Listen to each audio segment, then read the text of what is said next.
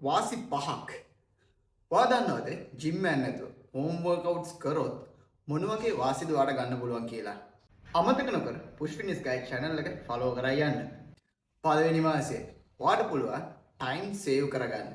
ඒ කියන්නේ ඔයා busy life එකක් ගෙවන කෙනෙක් නම් ඔයා ජිම් එකට යන කාලය ඉතුරු කරගන්න පුළුවන්. ඒ වගේම තමයි ඔයාට ජිම් එකට යන්න එන කාලේ, ඒ වගේම waiting ඉන්න කාලේ මෙන්න මේ දේවල් අඩු කරගන්න පුළුවන්.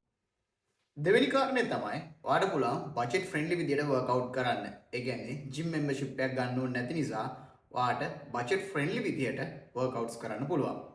තුන්වෙනි කාරණය තමයි ඔයාට ඔයාගේ වර්කවුට් එක ප්‍රයිවසි විදියට සහ කම්ෆර්ට් විදියට කරගන්න පුළුවන්. ඔයාට ෆිට්නස් මේන්ටේන් කරගන්න. ඒ වගේම තමයි ඔයාගේ වර්කවුට් එක කන්සිස්ටන්සි කරන්න කාලය නැති වෙන්න පුළුවන්. හැබැයි ගෙදර ඉඳන් ඔයා වර්කවුට් කරද්දී ඔයාට මේ කන්සිස්ටන්සි කියන එක තියාගෙන වර්කවුට් කරන්න පුළුවන්.